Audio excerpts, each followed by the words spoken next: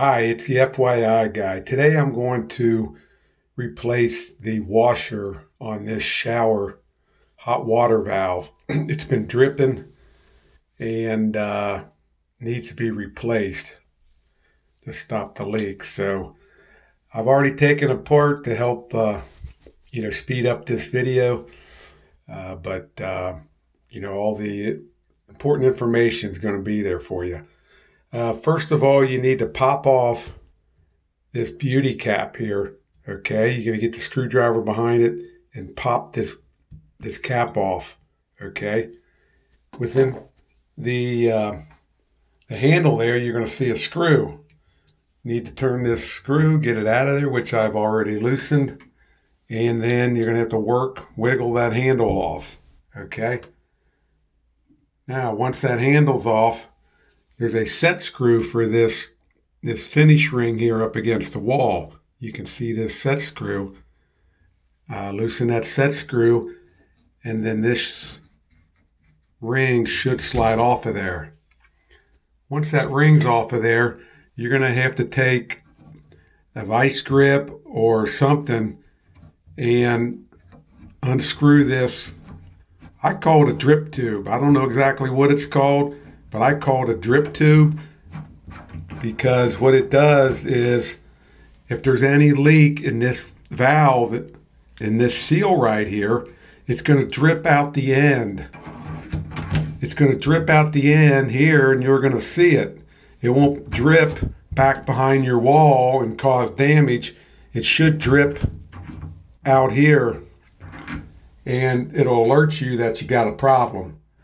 Okay, so now once you get what I call the drip tube off of there, you're going to have to get a deep well socket. This one happens to be a 3/4. It may vary.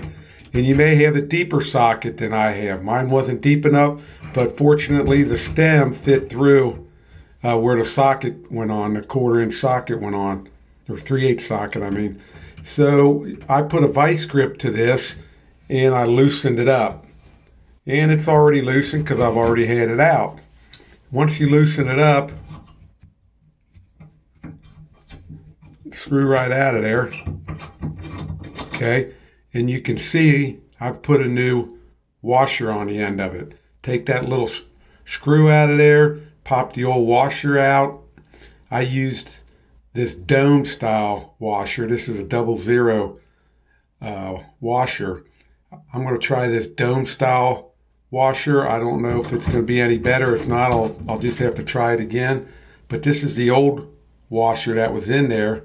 It was a flat washer. Doesn't look that bad, but it's leaking. There's also these neoprene washers. I had that in there, but I just wasn't happy with it. So I'm going to go with this dome style. Okay. Now you can see there's a pretty big opening in here. Okay, and I'll get to that in a minute. So once you replaced your washer, you might want to clean it up. You can see I've cleaned this up. Used some sandpaper, cleaned it up. You're going to get some hard water deposits depending on where you live. But I've cleaned it up, and you're going to want to put it back in, obviously. Okay.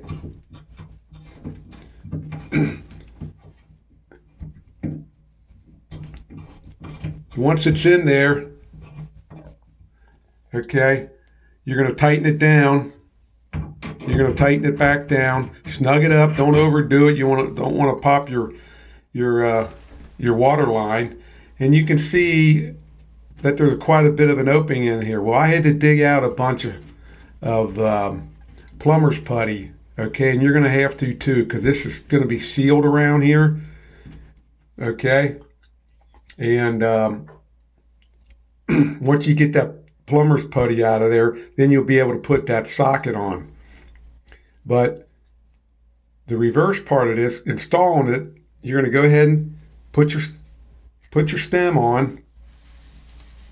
You're going to tighten it down.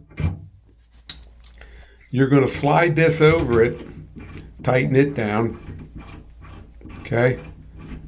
Then once you get this in place, once it's down tight, snug it up with a channel lock or a vice grip or something. Now you're going to pack some plumber's putty right here, some plumber's putty.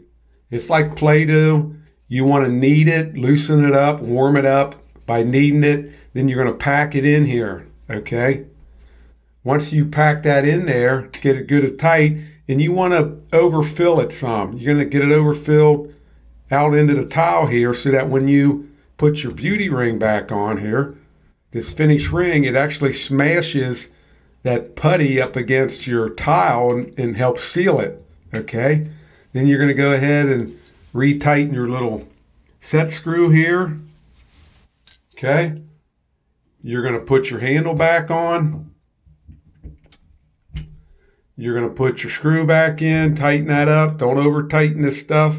You can see the hard water deposits all through here. And then you're going to put your cap back on and the project's done. This same method can be used if you got a bad valve stem.